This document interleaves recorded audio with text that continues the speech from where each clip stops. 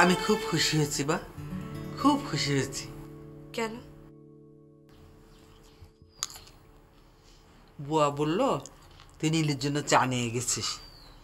ছেলেটা আমাদের বাড়িতে এসেছে, ওকে দেখাশোনার দায়িত্ব তো আমাদের, তাই না? এই নীলুকে কেমন দেখলি রে? ফাজিল টাইপের। মানে? কেমন জানো, কি সমস্ত কথা বলে কিচ্ছু বুঝি না। তবে কবিতা খুব সুন্দর করে আবৃত্তি করে। মারে, দোষে গুণে মিলিয়ে মানুষ হয়, শুধু দোষগুলো দেখলে হয় না, গুণগুলোও দেখতে হয়। তোমার কথার অর্থ আমি বুঝতে পেরেছি মা। তুমি যেটা বলতে চাচ্ছ, ভাইজানের বন্ধুর সঙ্গে তার কোনো মিল নেই। আমার থেকে 22 বছরের বড়।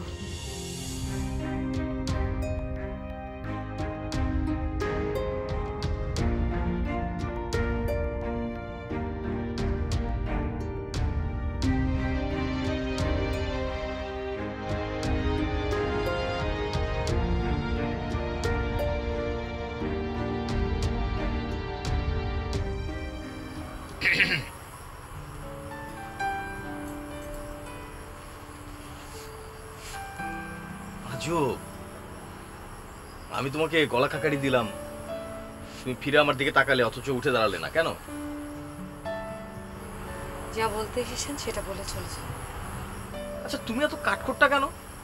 এত সুন্দর একটা মেয়ে আর তুমি এরকম কেন? আমি আমার মতো, তাতে আপনার অসুবিধা কি? আছে, অবশ্যই অসুবিধা আছে। কারণ হচ্ছে আমি তোমাদের এখানে বেড়াতে এসেছি, আর তোমার দায়িত্ব হচ্ছে আমার সঙ্গে সবসময় হাসি মুখে কথা বলা, মানে সিনেমাতে যেরকম হয়। মানুষের জীবনটা সিনেমা না। রাইট, মানুষের জীবনটা সিনেমা না। সিনেমা হচ্ছে এরকম রাতের বেলায় বেঞ্চের উপর বসে থাকা একটা মেয়ের জীবন। আপনি যা বলতে এসেছেন সেটা বলে চলে যান।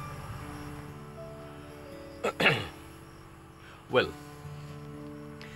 দেখো, তুমি আমাকে যেরকম মানুষ ভাবছো আমি সেরকম না। আই মিন, আমার স্বভাব হচ্ছে হালকা চলে কথা বলা, মানুষের সঙ্গে অনেক আনন্দ করা, মানুষকে অনেক তাড়াতাড়ি কাছে নেওয়া, আপন করে নেওয়া। এই যে আমি তোমার সঙ্গে এখন যেভাবে কথা বলছি, এখন এতে যদি তুমি হার্ট হও তাহলে I am really sorry for that.